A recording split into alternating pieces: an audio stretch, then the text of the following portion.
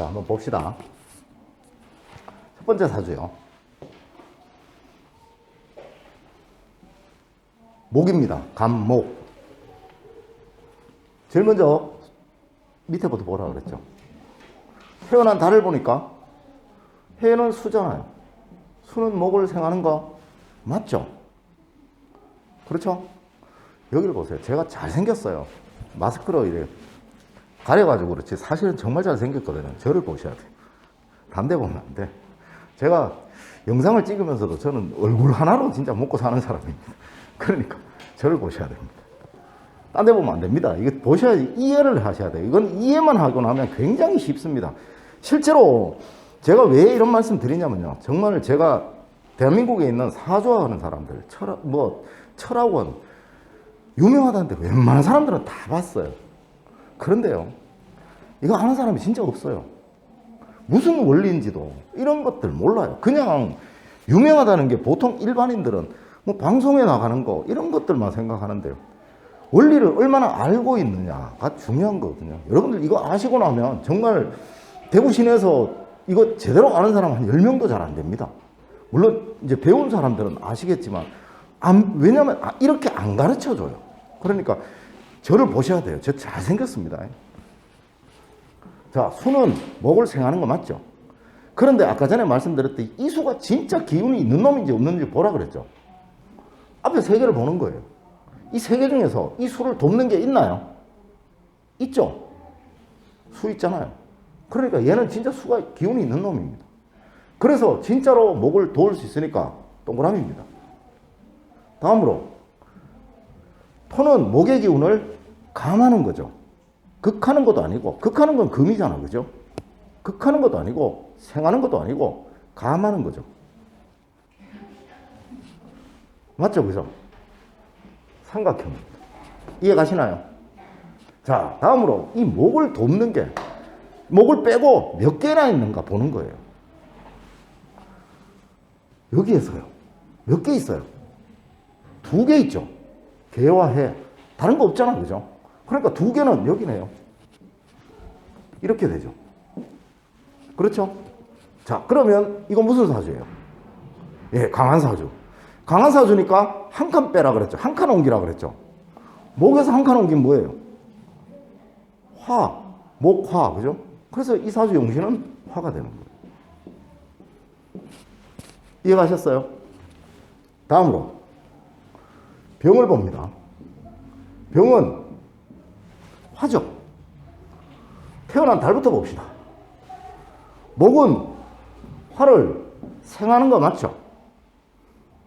그렇잖아, 그죠? 자, 이 목이 진짜 기운이 있는 목인지 아닌지를 봐야 돼요. 어디에서? 이 세 개 중에서.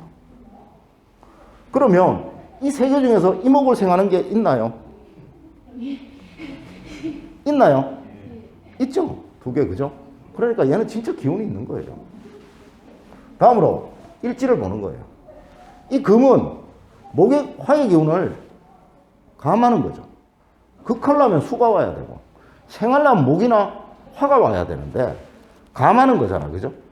그래서 삼각형. 다음으로 이 화를 생하는 게 이 사주에 일간을 빼고 몇 개가 있나 보는 거예요. 자, 봅시다. 화를 생하는 건 목과 화잖아요.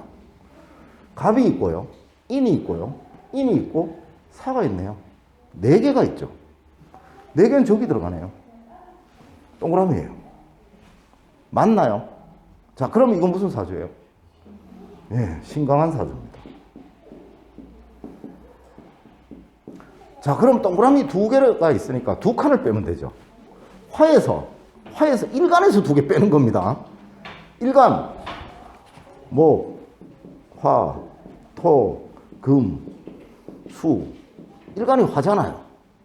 1칸, 2칸, 금이 되는 거예요. 그래서 이 사주 용신은 금이 되는 거예요.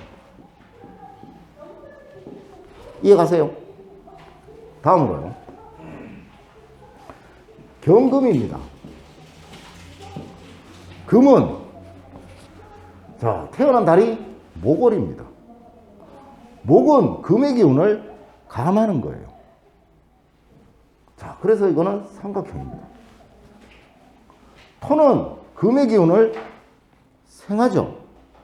그런데 이 토가 진짜 기운이 있는 토인지 아닌지를 봐야 돼요. 신과 묘, 갑과 오 중에서 이 토를 생하는 게 있나요? 토를 생하는 건 토 또는 화죠. 여기 화 있네요. 그래서 얘가 얘를 도와요. 그래서 얘는 진짜 기운이 있는 애예요. 기운이 있는 애가 나를 돕고 있어요. 동그라미예요. 다음으로요. 저기 금을 생하는 게 몇 개나 있나 보는 거예요. 신이 있고요. 여기 한 개 있고요. 여기 있어요. 또 있어요. 토하고 금이 없죠? 3개예요. 그럼 삼각형이네요. 삼각형입니다. 자, 이거는 강한 사주라고 그랬죠. 일간인 금에서, 강한 사주는 금에서 동그라미 한 개만큼, 한 개 빼죠? 수예요. 그래서 이 사주 용신은 수가 되는 겁니다. 이해가세요? 아주 쉽습니다.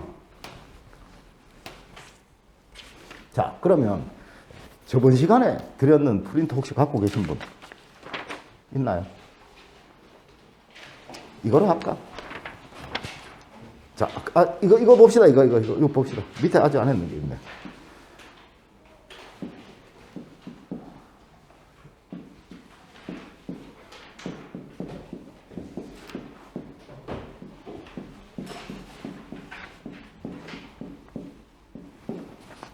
자, 이거를 한번 볼게요.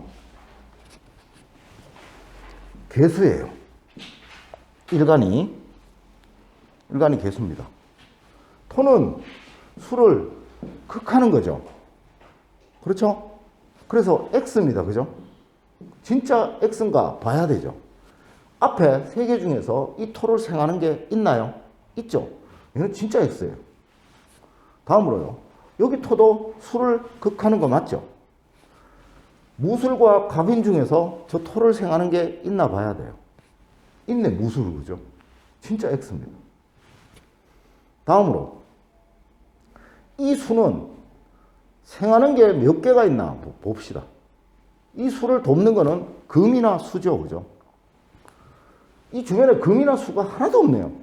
0이에요, 0. 그러니까 내 편이 한 명도 없는 겁니다. 그러니까 X죠. 또 X가 3개네요. 그럼 이건 뭐예요? 신약한 사주예요. 신약한 사주는 사주 중에서 제일 약한 거예요. 툭 건드리면 죽을 그런 모습이에요. 그러니까 어떻게 해야 돼요? 무조건 도와줘야 되죠. 그래서 이 사주를 돕는, 수를 돕는 건 뭐예요? 수, 또, 금. 그래서 이 사주의 용신은요, 수 또는 금이에요. 희신은 정말 약하잖아요. 무조건 도와줘야 돼. 그래서 수 또는 희신은요, 수 또는 금. 여기는 금 하면 수를 생각할 수 있잖아. 그죠? 그래, 이게 굉장히 이제 여기에서 이거 찾는 게 이런 것들이 어려워요. 그래서 이거 때문에 제가 있잖아요. 병약론하고 붙이려고 그러는 거예요. 그렇게 되면 아주 쉽게 이해할 수 있어요. 그래서 이 사주의 용신은 수 또는 금입니다. 틀림없이 사주의 순환을 돌리다 보면요, 이 사주의 수가 병이든 금이 병이든 병이 돼요. 그럼 그게 용신이고 나머지는 이제 하나가 있는 건 희신이 되는 거예요.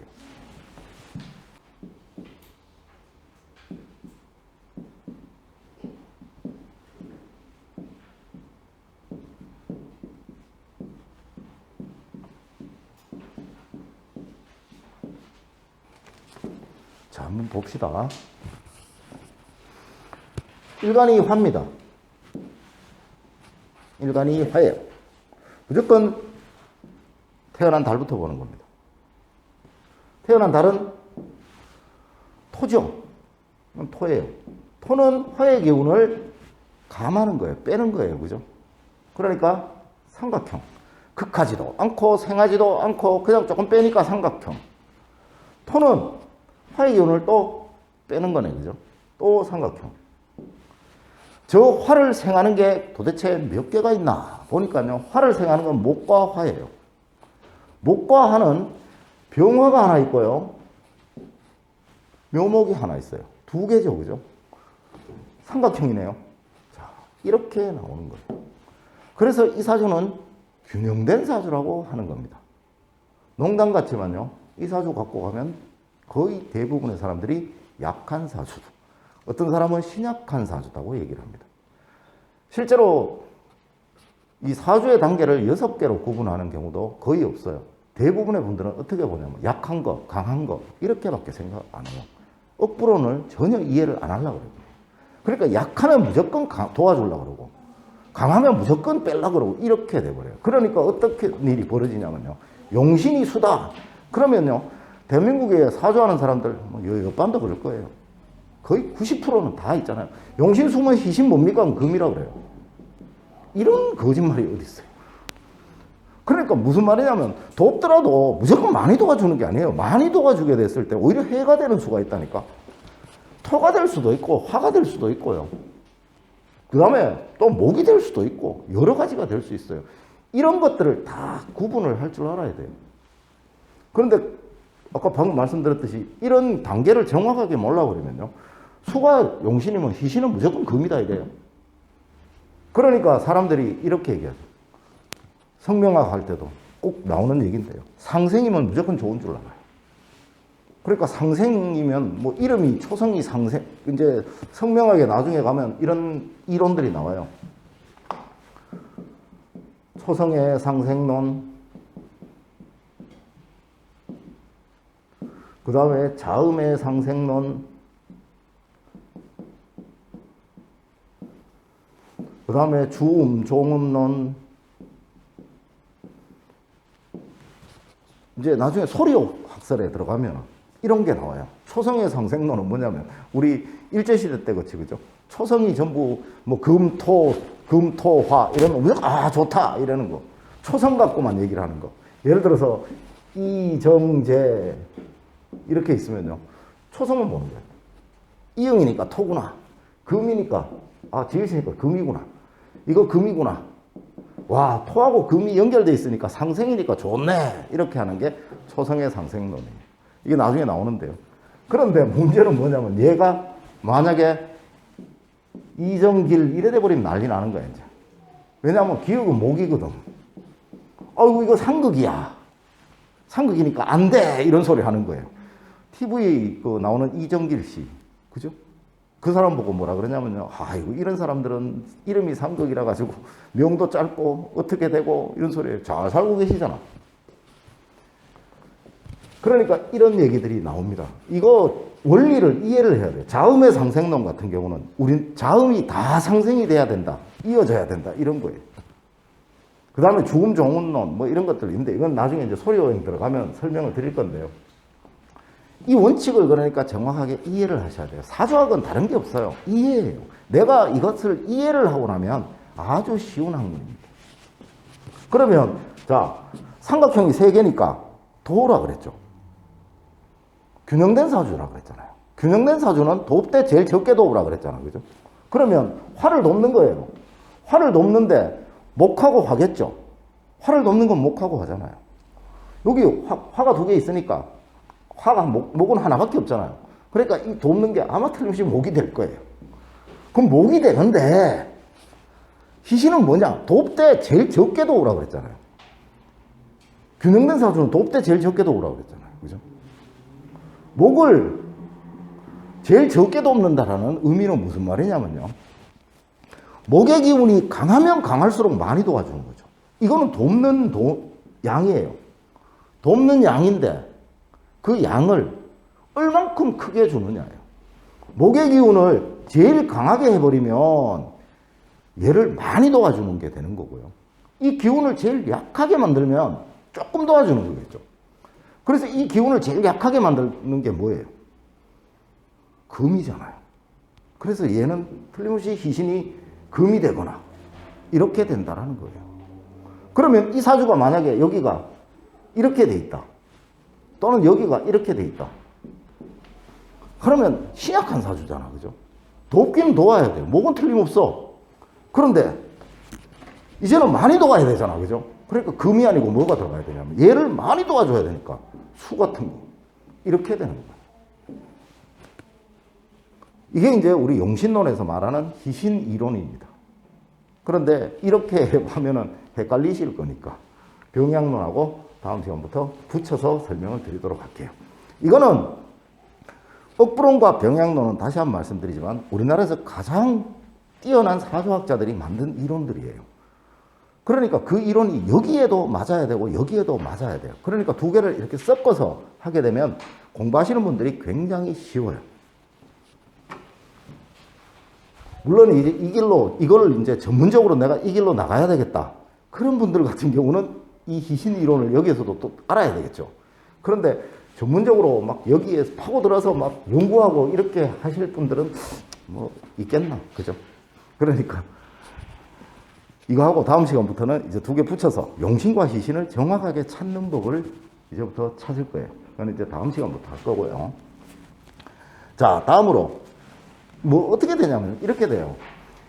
이제 이 용신과 희신이라는 게 나오는 곳이 어디에서 나오냐면요. 성명학에서 나와요. 사주학에서는 용신과 희신이라는 말이 한 개도 안 나오고 쓸 필요도 없고 나올 이유가 없는 거예요. 그런데 성명학에서는 왜 나오냐면 이 용신과 희신을 찾아서 용신과 희신을 찾아서 여기에 따라 소리를 맞춘다, 구성한다, 삼원을 구성한다, 수리를 구성한다, 자원을 맞춘다. 이것 때문에 용신과 희신을 찾는 거예요. 이거는 이제 다음 시간부터 할 거고 사주학에서는 이렇게 하는 게 아니고요. 다른 방법을 써요. 왜냐하면 제가 저번 시간에도 말씀드렸지만요. 제가 태어난 그날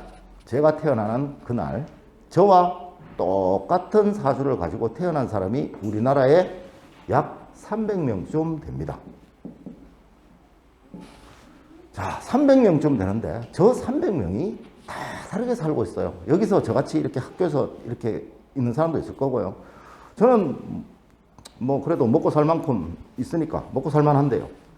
아주 가난하게 있는 사람도 있을 거고 또 저보다 몇백 배 더 부자인 사람도 있을 거고요. 정말 정치로 나간 사람도 있을 거고 각계각층으로 다 다르게 살 거예요. 이유는 뭐냐면요. 이 300명의 첫 번째 이유가 부모가 다른 겁니다. 자, 한날 한시에 같은 병원에서 똑같이 태어나도요. A라는 아버지는 재산이 1000억이 있어요. A의 아버지는 재산이 1000억이 있어요. A의 아버지는. 그런데 똑같은 사주를 가지고 같이 옆방에서 같이 태어났어요. 같은 병원에서. B의 아버지는 빚만 한 1억 있어요. 자, 얘들 둘이의 20대까지의 삶은 완전 정반대겠죠. 그렇죠, 그죠? 얘는 좋은 선생님의 좋은 어디에 뭐에 좋은 거 다 하고 살겠죠. 부족함 없이. 얘는 어려서부터 정말 지질이 궁상으로 어렵게 살겠죠. 자, 그렇다면 사주는 똑같은데 왜 정반대로 살까요? 나의 의지가 아니야. 나하고는 전혀 관계가 없잖아요. 나는 내가 우리 아버지를 선택해서 태어났을 것 같으면 나는 우리 아버지 밑에 절대 안 태어났어요. 우리 아버지 내한테 4살 때부터 이 사주 가르친다고 때렸거든. 나 제일 싫어하는 사람 누구냐? 우리 아버지야. 절대 안 태어났어요. 딴 집에 태어났어. 근데 그건 내가 선택하는 게 아니잖아. 그죠? 그런데도요, 사주를 하는 사람들은 이 사주만을 갖고 자꾸 판단을 해요. 자, A와 B 보고 사주에 관해서 얘기를 하면 그게 맞습니까? 안 맞죠? 그러면 여기에서 이 사람에다가 뭐를 각각 더해줘야 돼요? 부모를 더해줘야 되는 거야. 그렇죠? 여기도 부모를 더해야 돼요. 그러려면 뭐를 알아야 돼요? 부모의 사주와 내 사주는요, 부모의 생년월일시만 해도 우리 아버지도 사주가 있잖아. 우리 아버지가 갑자기 사주 없이 그냥 확 나온 그런 사람 아니잖아. 그죠? 있죠? 우리 엄마도 사주가 있어요. 8자. 그것만 해도 16자죠.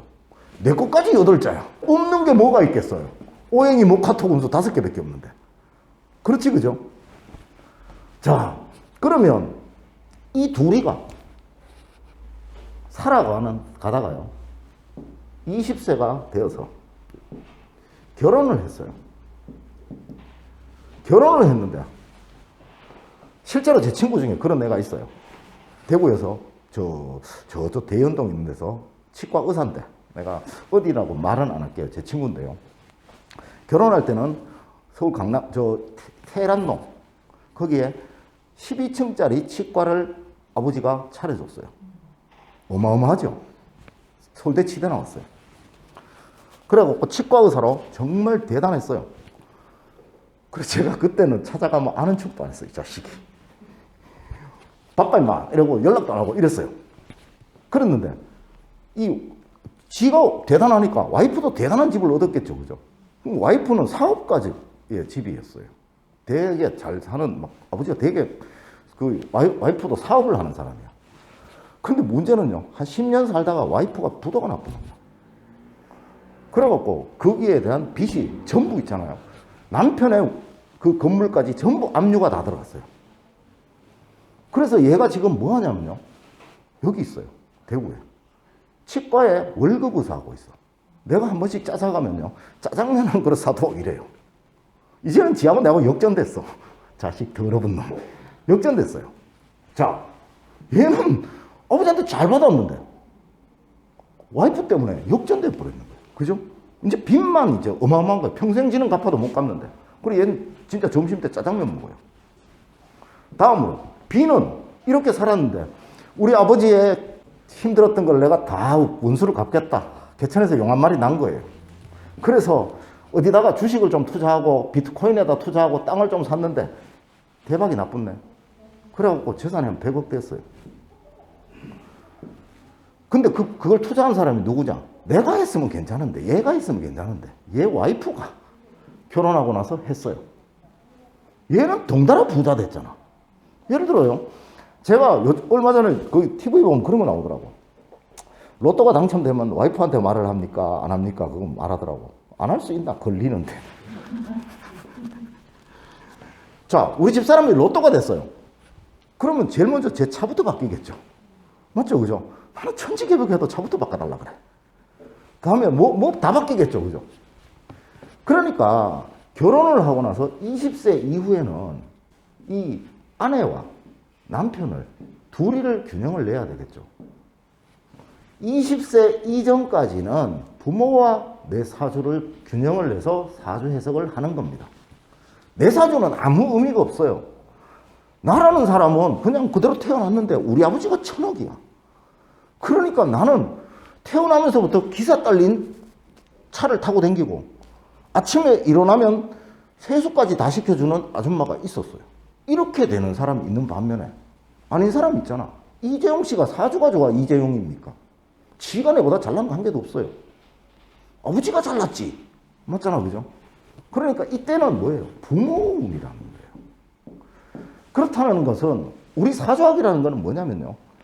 자, 퇴계 선생님의 거기에도 뭔 말이 나오냐면 음과 양, 음양이 합의돼서 만물 화생이 된다고 그랬잖아요. 사주라는 나는 고정적이죠. 내 사주는 내가 선택하는 것도 아니고 내가 태어나는 순간에 이미 딱 정해진 거예요. 그렇죠, 그죠? 난 생일도 바꾸고 싶어. 해필 겨울이래가, 그죠? 남들 추워 죽겠다는데 생일 잔치 한번 못해. 난 5월 달에 따뜻할 때, 멋질 때 하고 싶어. 그래, 여행도 가고 싶고. 그럴 수가 없잖아요.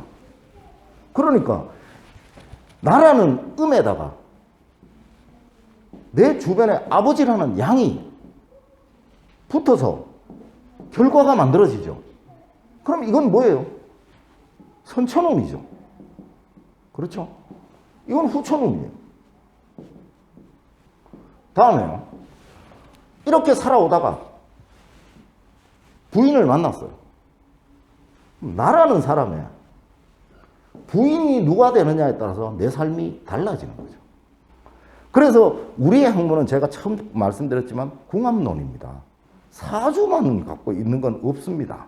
라고 말씀드렸던 게 사주만 갖고 해석한다는 건 아까 말씀드렸던 처음에 이재용 씨가 사주 보러 갔는데 거지 옷을 입고 갔다고 아이고 니 진짜 가난하게 살겠다 이 소리하고 똑같은 거예요. 두 사람의 A와 B라는 두 사람의 사주를 결합시켜서 그 두 개를 가지고 해석을 한다. 이것을 우리 궁합 본다라고 얘기를 하고, 우리의 사주학은 유일하게 사주 해석하는 건 저 궁합입니다. 그래서요, 참 아이러니한 게요, 요즘은 이혼이 되게 많아요. 굉장히 많습니다. 그런데 조선시대 500년 동안요, 이혼이 3쌍밖에 없었어요. 이혼을 못 시키는 거야. 왜 못 시키냐면요, 정말 이혼, 우리 칠거지약에서 내쫓고, 그런 거짓말이 어디 있어요. 못 쫓아요. 쫓으면 큰일 나. 왜냐면 여자를 내쫓는 그 순간에 어떤 우리 집은 돌무식한 집입니다를 증명하는 게 되는 거예요. 아까 제가 이름을 사주단자에서 궁합을 본다 그랬잖아요. 그 궁합이 뭐냐면 두 사람이 얼마나 잘 살지를 사주적으로 해석을 하는 거예요. 해석해서 얘들 둘이 잘 살 거야, 결혼시켜. 그렇다는 건 뭐예요? 궁합을 내가 다 풀었다는 거죠.